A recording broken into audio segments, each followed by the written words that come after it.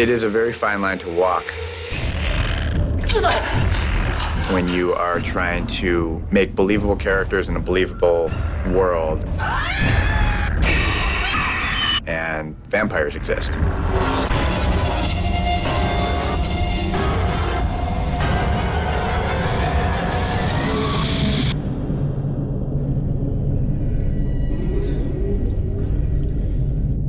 The most important element for me when approaching Dark Days from a directorial standpoint and from the standpoint of the story was that we were keeping in the same world as the original film and sort of sticking to the tone of the graphic novels, and that this is a movie about real people and real characters who are going through intense struggle emotionally because of what they've been through. Because you know them and like them, it really makes you more scared for them. It makes you root for them more. I'm Paul. That's Todd. And that's Amber. Great. Now why the fuck are you in my room? Dane sent us. The world that we surrounded them with, it needed to feel real. It needed to feel like a world that these people could actually be living in. One of the things that we had talked about before shooting was that he wanted to let this feel almost like an independent film sort of feel of a show that's about relationships. We had a little bit more leeway in the sequel because we've already established that vampires exist. Our town, Alaska, came under siege by a clan of vampires. This one is very much about Stella's goal of trying to reveal to the world that they really do exist. She's a completely different person because of what happened to her in Barrow. So she starts out completely different. And so for me, that gave me a freedom because I'm picking up the torch from where, the last movie sort of left off. The first time we sat down, we started with the graphic novel. It has a slightly different color palette because it's set in a different place. It's set in Los Angeles, which is very different from Barrow, Alaska. The sun is a major character in this film. The sun is safety for our characters, and the sun is death for the vampires. The palette of the entire film is bleached out, sunburnt colors. Tobacco colors, browns, and hues of green and cyan, and things that you would find in a more urban environment. And so the color palette, to me, was really important in telling the story. They have a lot of latitude in a graphic novel to just leave out backgrounds, let them disappear, but we need to find real locations and we need to have stuff that is tangible and is a lot more defined. Our production designer, Jeff Wallace, did an incredible job of helping us bring to life these locations by incorporating sort of rough textures and texturizing the walls and making sure that everything kind of had its own life. And that was a really important visual element to the movie as well.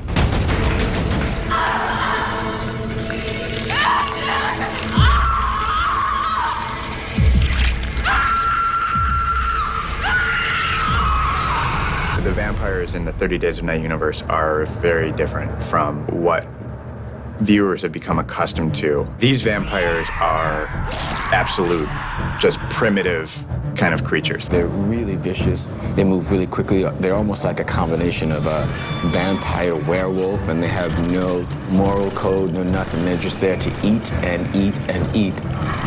We get to show vampires, I think, in their truest form, which are monsters, like scary creatures. And I think that was what was so great about the first movie, was they didn't glorify it in a romantic way. It was like, these guys you do not want to kiss. You don't want them to suck your blood, because they don't suck, they eat you. I think that really makes them a terrifying villain because they don't really have any motive except to kill you and take your blood. So there's really no reasoning with them. And that's something that I immediately kind of gravitated towards, making sure that the vampires didn't have much humanity left inside of them. This film obviously has a lot of blood.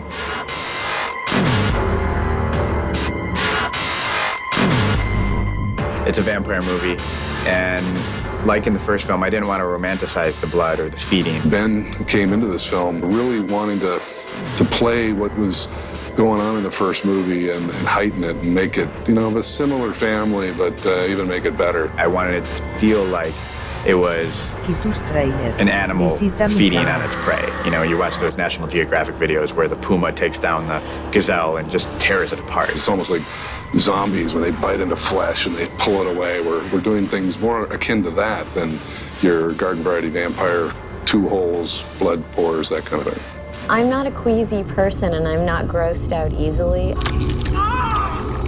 But for some reason, having blood in my mouth, having to kiss somebody and we both have blood in our mouth, I was like, oh man.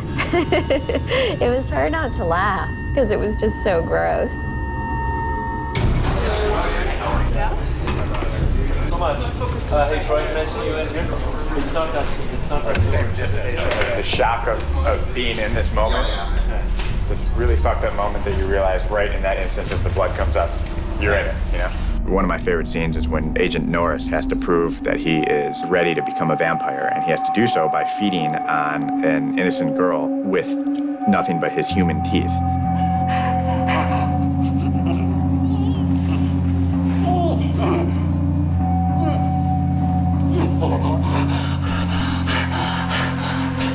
And to me, it was more about the lead up to the violence that's more suspenseful.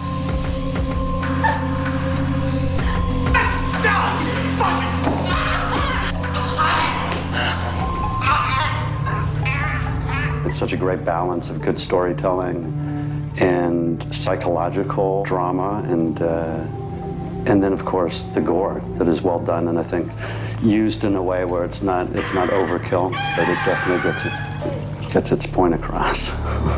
It's tough to really make people queasy with just blood these days. You know, what do you have to go through to get to the blood? And that's the stuff that excites me in a sick way.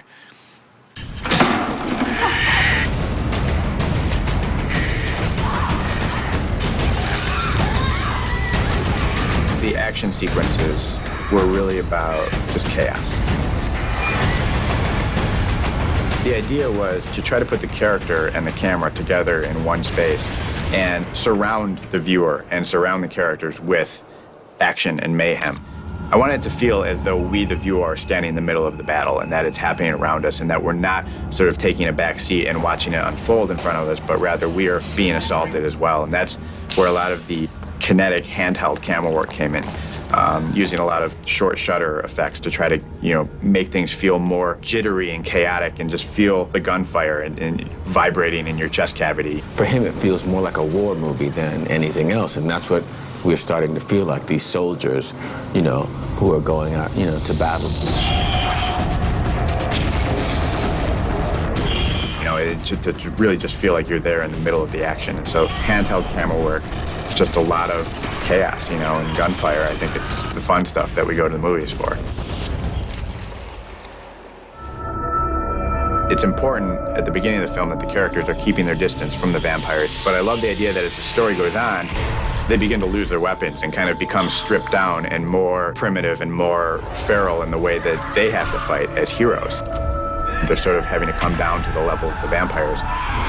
Cinder blocks and machetes and axes and things like that, meat hooks. Especially, I love how in the last 20 minutes of the movie, Stella is just using all sorts of fun stuff to kill vampires. She stabbed Norris in the eye with the meat hook, chopping off Lilith's head with the machete. You know, that machete that she's had the whole movie and you haven't gotten to see her use yet.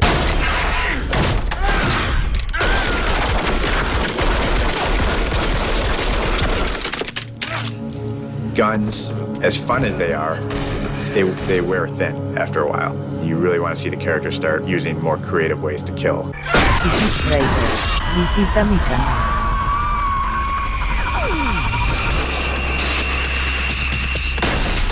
The most important element for me in this was maintaining a sense of realism, but also staying true to the graphic novel in a character sense and in a visual sense.